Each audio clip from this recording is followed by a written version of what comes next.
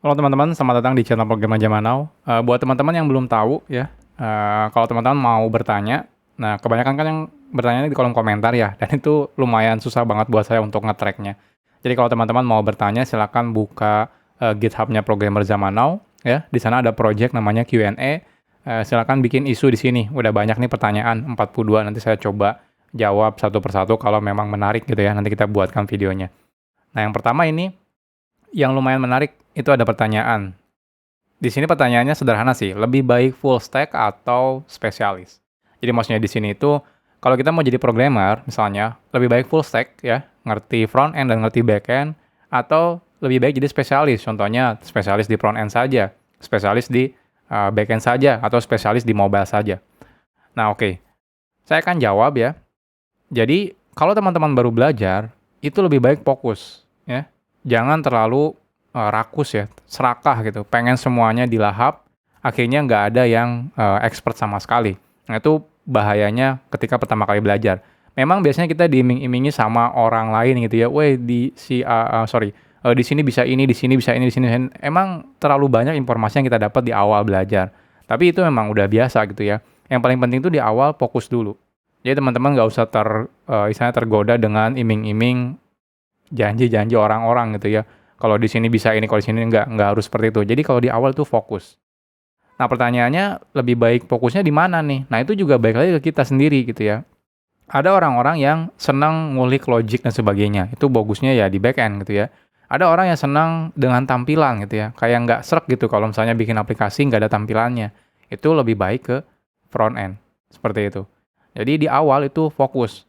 Nah, kalau gitu kok sekarang banyak banget gitu ya, yang baru belajar udah ngeklaim dia itu full stack. Oke, to be honest ya, kalau saya boleh jujur, itu jarang banget orang yang beneran full stack ngerti dengan dalam, antara back end-nya dan juga front end-nya.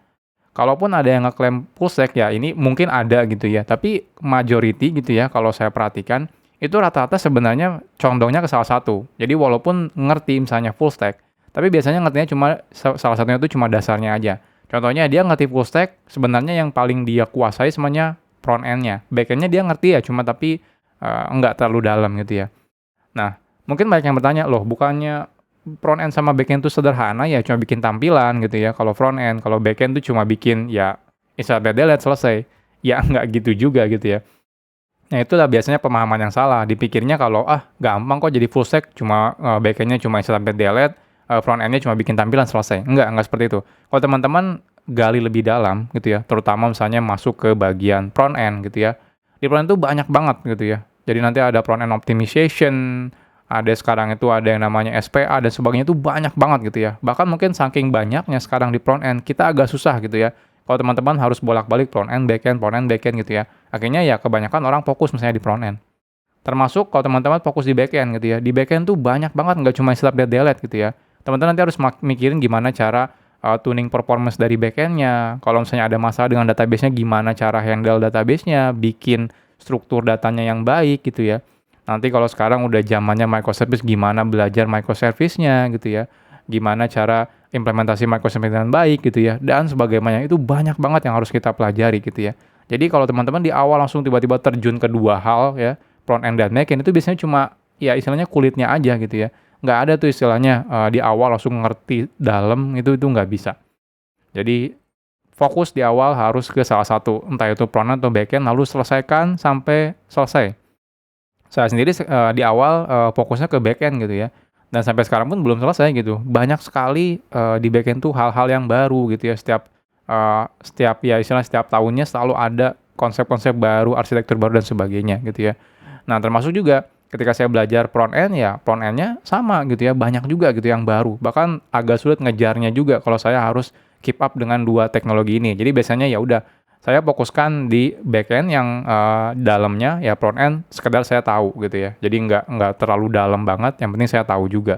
Jadi kalau misalnya ada masalah di front end saya minimal tahu gitu ya. Tapi kalau sudah dalam banget ya mungkin saya kurang terlalu tahu untuk bagian, front end. Termasuk yang mobile yang penting saya tahu bisa bikin apps mobile seperti apa, tapi ketika dalam banget gitu ya, nah mungkin itu agak susah. Nah, jadi seperti itu ya. Jadi kalau ada pertanyaan lebih baik full stack atau spesialis, kalau saya sendiri lebih sarankan teman-teman di awal selalu spesialis gitu ya. Pilih salah satu yang teman-teman sukai, kuasai itu sampai ngerti, nanti setelah memang sudah kuasai dengan baik gitu ya, boleh belajar hal yang lain, tapi tetap pasti nanti teman-teman masih ketarik-tarik gitu ya, nggak bisa dua hal langsung dalam, itu nggak bisa. Pasti kebanyakan di satu istilahnya spesialis. Jadi itu jawaban singkat dari saya. Jadi kalau teman-teman full stack atau spesialis, jawaban saya diawali dengan spesialis. Kalau nanti mau jadi full stack silakan, tapi tetap harus ada satu yang benar-benar ngerti dengan dalam. Oke. Kalau teman-teman ada pertanyaan lagi, silakan dimasukkan ya di Programmer Zaman Now, di GitHub-nya, lalu di Q&A. Kita akan ketemu lagi di vlog selanjutnya. Salam Programmer Zaman Now. Bye-bye.